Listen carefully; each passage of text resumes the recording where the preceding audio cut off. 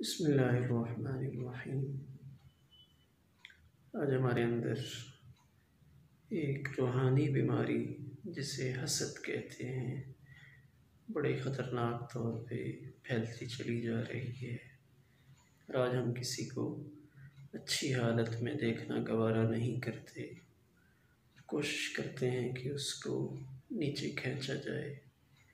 کسی بھی اعتبار سے اگر کوئی آگے بڑھ رہا ہے، مالی حیثیت میں، عزت کے اعتبار سے، کاروبار کے اعتبار سے، کوئی بچہ پڑھائی میں آگے جا رہا ہے، کوئی بچہ پوزیشن حاصل کرتا ہے، کوئی شخص کسی بھی طرح سے معاشرے میں اوپر کی طرف جا رہا ہے، تو ہم اس کو دیکھ کر پریشان ہوتے ہیں کہ یہ آگے کیوں جا رہا ہے، یہ اوپر کیوں جا رہا ہے۔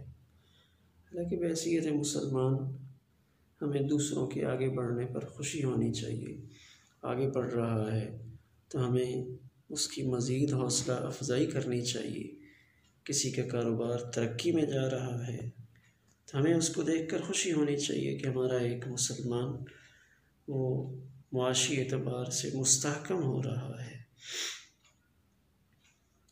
لیکن شاید آج حسد ہمارے اندر بہت زیادہ ہے، اور پھر اس حسد کی بنیاد پہ ہم دوسرے کو نقصان پہنچانے کی کوشش کرتے ہیں۔ حسد ہی تو وہ ایک خطرناک چیز ہے جس نے حضرت یوسف علیہ السلام کے بھائیوں کو اس پر ابھارا کہ یوسف کو اپنے والد مکرم حضرت یعقوب علیہ السلام سے جدا کر لیا جائے۔ تو ایسی خطرناک ترین بیماری ہے جو آہستہ آہستہ ہمارے دل میں بیٹھتی چلی جاتی ہے اور ہمیں اس کا احساس نہیں ہوتا۔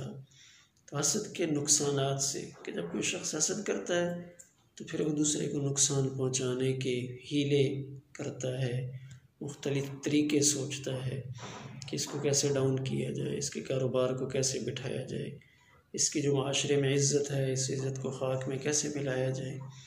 تو اس حسد سے بچنے کے لیے سورۃ الفلق بہترین علاج ہے کہ ہم سورۃ فلق کثرت سے پڑھا کریں، نمازوں کے ساتھ ہم آگے پیچھے اس کو پڑھیں۔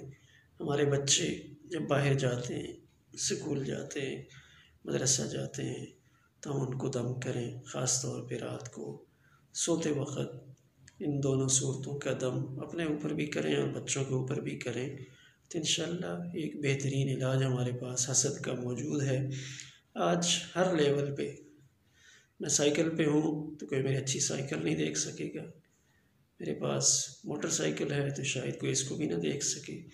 ضروری نہیں ہے کہ حسد بہت بڑے پیمانے پر ہو، چھوٹے پیمانے پہ بھی حسد کی بیماری موجود ہے۔ تو اس سے بچنے کے لیے، اس کے نقصانات سے ہم محفوظ رہیں، اس کے لیے ایک بہترین علاج ہمارے پاس موجود ہے کہ سورۃ فلق اور اس کے ساتھ سورۃ الناس بھی ملا لیں تو بہت اچھا ہے۔ اللہ تعالی ہم سب کو محفوظ